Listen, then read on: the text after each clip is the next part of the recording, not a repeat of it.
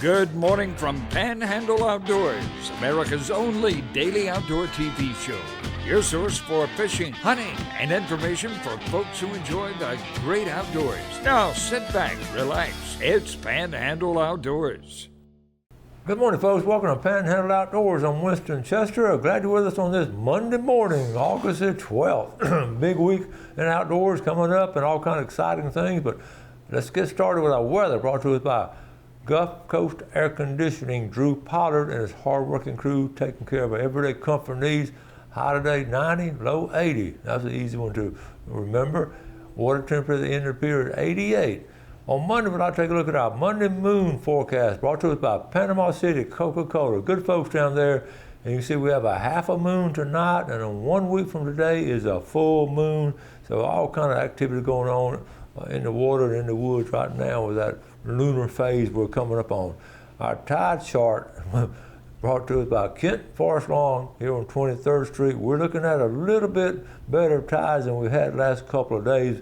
Got a little bit of a falling tide. We got a high tide this morning, 250, and then a low tide will be after lunch about 240. So a little bit of tide, then it's going to start increasing as the week goes by. And some better tidal flow. Okay, and our wind will be coming out of west about 10. All right, let's take a break. We'll be right back.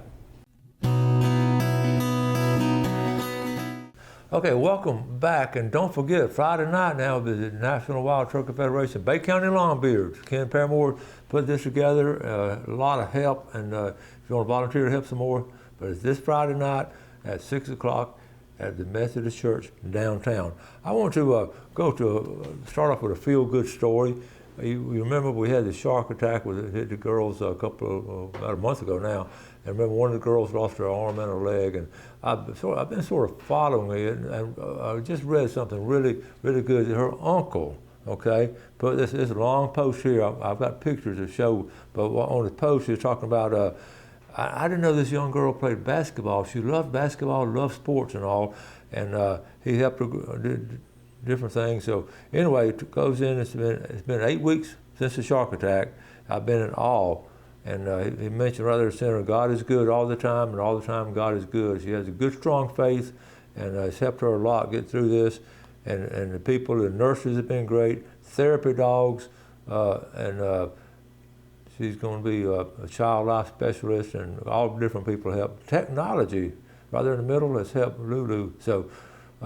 And then he closed with the acronym GLAD, Grateful, Learn, Accomplishment, and Delight, in a previous journal post. But here are the pictures. Here she is. Isn't that a pretty sweet smile? Now, the technology has come so, look, she has a prosthetic arm now, and she's walking well. And, not great and all, but she just made a remarkable recovery. And there's her sister there. And it's just not heartwarming. All the friends have been able to see her. And this is sweet girls, and it's just that's what it's all about: caring and loving your friends and each other when things are really almost tragic at a time. And it's just great. And her name is Lulu Gibbons, and we'll just keep up with her and real proud for her. Okay, so anyway, I want to move on to some other things too. But I want to start off with some good news and talk about that. Let's go up here to how about some bitter Grantham. This is interesting. Tell folks to be a little more careful, because look at here. We talked about little yearlings out. There's a mom on the right and there's a baby. And if you see them crossing the road, you know that mama's close by and right there, and not gonna forget where they are and take care of them. That's a pretty picture there. I mean, that farm was just dropped. Okay, talk about a bird's nest. That's a bird's nest, and I don't think anybody's ever fished before hadn't had something like that happen. Maybe not quite that bad, but anyway, it has happened like that. Barry Melton, one of my former students from way back in the day, sent this to me. Hey, Coach, I caught a good one on Deer Point today on a Zoom frog and made a great, awesome top water bite. Good job. Look, that's a pretty one right there. Good job. I know Carolyn's proud of you. That's a good job there.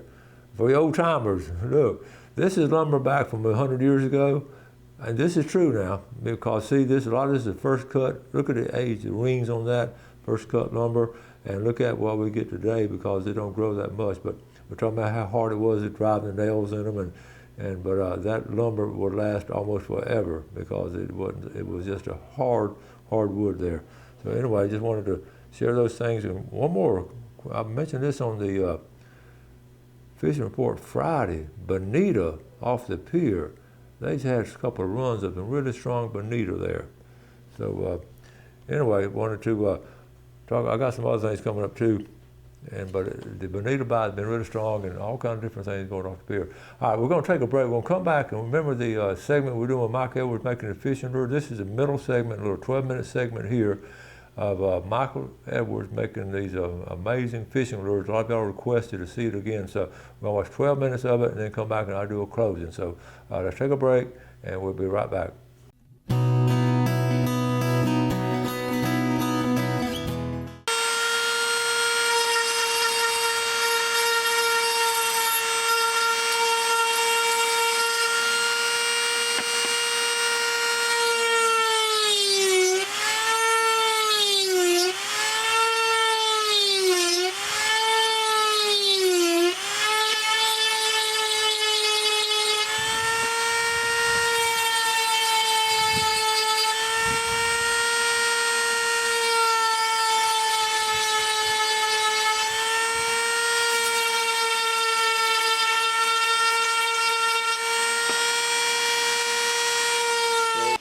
So you got it sort of hollowed out.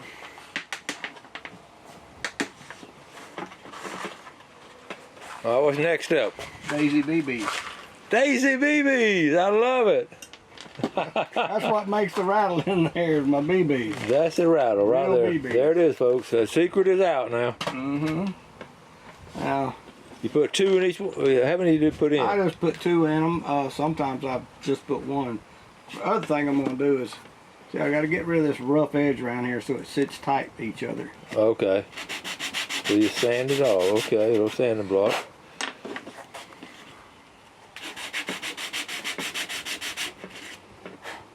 So there are my 2 halves. Okay. Okay. What kind of glue are you going to use? Tight bond. Tight bond. Okay.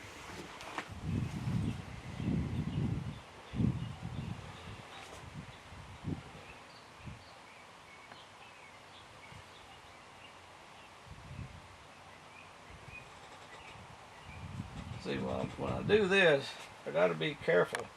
Because when I glue that BB inside, I don't want the BB to get into the glue.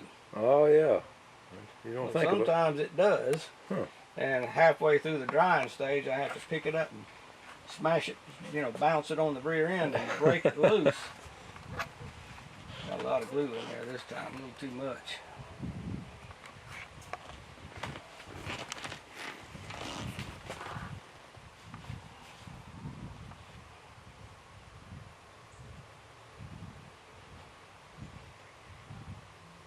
But I want him watertight and strong. Okay. Alright, there goes the BBs, 2 of them.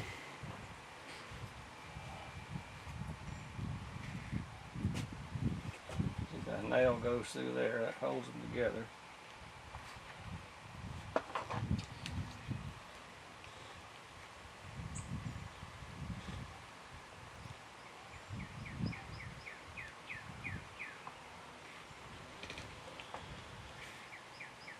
Those are little clamps. Neat little clamp. I like those.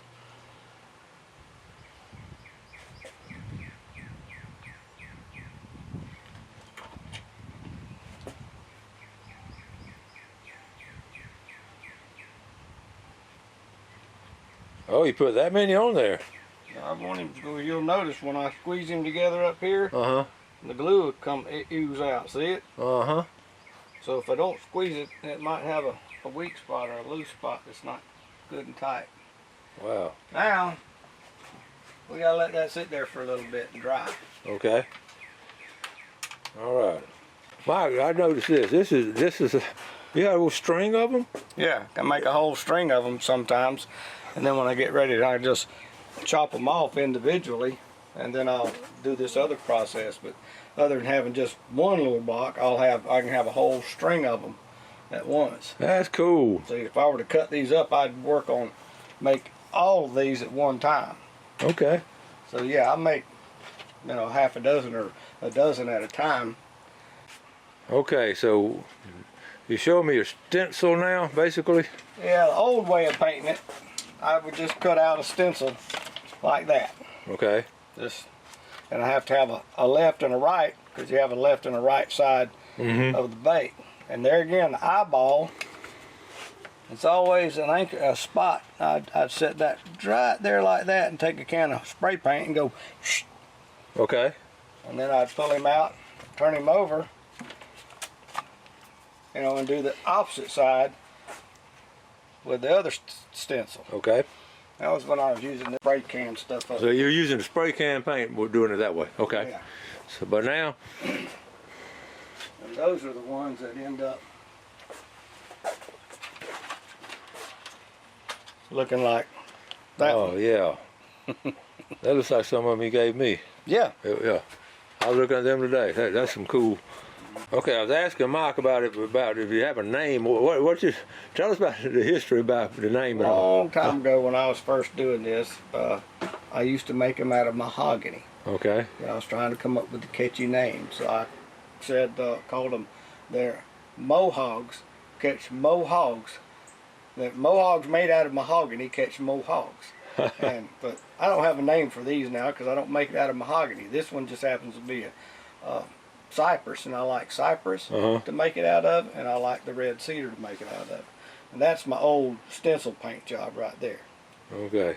While that's drying up over there, tell her when you learned to hunt. Now, fishing. We're talking about fishing today. We've been there showing me all kind of hunting stuff. Where'd you learn to do mostly fishing? Down at Howard's Creek. My grandfather and father had a fish camp down at Howard's Creek.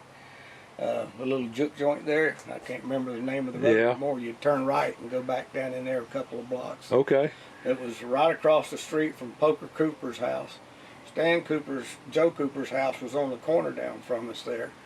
And I used to go down as a little bitty kid. It was either my sisters, all three of us would go. My two sisters and I and my grandfather and grandmother. It was a one-room little shack. The only private room in it was the bathroom. And I'd either go with Mom and Daddy, and the girls would go with my grandparents, or I'd go with my grandparents and go with them. Oh man, I know you had some great memories up there. Oh, I loved it going down. You were around some legendary fishermen with Poker Cooper and those guys. They could fish. I used to make plugs for him. He liked my plugs. No kidding. And then Mr. Whitfield was around. When I was first going down there, Whitfield was around. Yeah, Goodness gracious. That was back when you clean your fish and throw the guts on the ground, and the hogs would eat your guts as you clean the fish as fast as you threw them on the ground. You didn't have to worry about cleaning up guts anymore. Great story. And then one day after hogs got sick, so he had a roundup, killed a bunch of hogs, and had a great big old cookout. That was the end of the hogs down there. Oh. I remember it was first time I saw anybody clean a deer, and he pulled the liver out of the deer and cut it open, and it had all these leeches inside the liver. Never seen that before. I was just a little part back then. But one day I was down at Salt Creek. My granddaddy gave me a Hawaiian wiggler. And I had one of those little bitty kids fishing poles that you come in the pack. I tied it on, I threw it out in the middle of the creek and wound it back, and I caught a bass. From then on, that's all I wanted to do is fish artificials for bass. I was hooked from then on. You were literally hooked. Okay. Yep. But now you fish most of the time over on the Saltahatchee, you said? I go over there a lot simply because I can be there in 30 minutes. Now, I love going over the Apalachicola Howard's Creek. That's where I put in most of my time. To learn more about bass fishing, I joined the Panama City Bass Masters a long time ago. And that's how I learned a lot of places to go fish and got a better handle on how to fish. Good deal. All right. Well, so rattling. They're not glued in there. They're free. Okay, good. Now he's not quite ready to sand down yet, but I can take him out of the vise.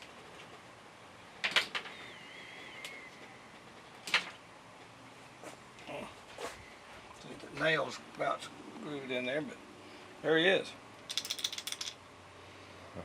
Next step, I sand him down. I might can sand him down. Let's try it. What the heck? All right.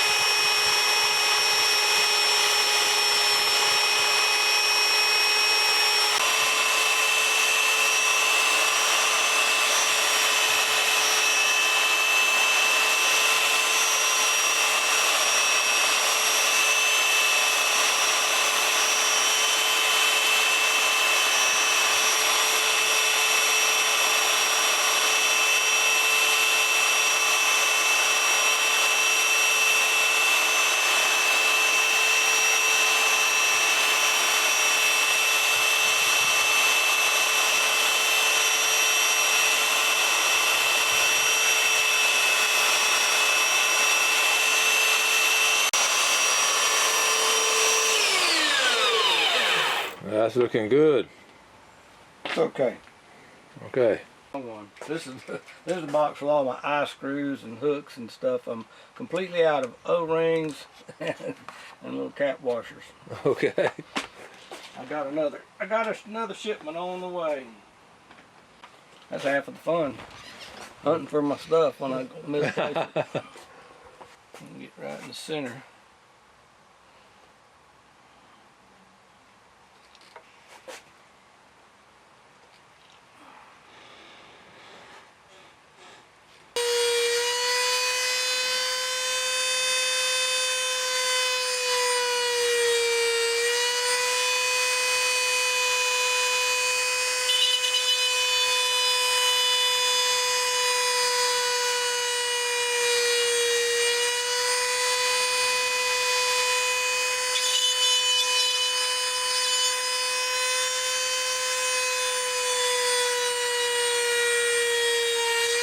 You'll never find the eye screws again.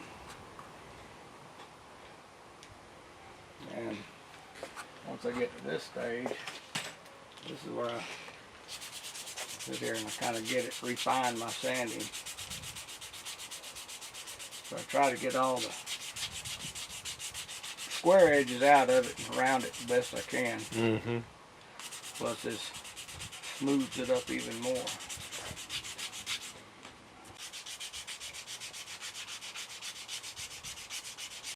Right. And the rest of his life for right now stays on this thing, because this is how I hold on to him after I get him wet with sealing him up. Okay. I'm just going to seal it up so it's a sealed up piece of wood and won't be getting messed Okay. up. So you should just dip them in there. Dunk them down in there like that. Okay. See how pretty he looks after you get him.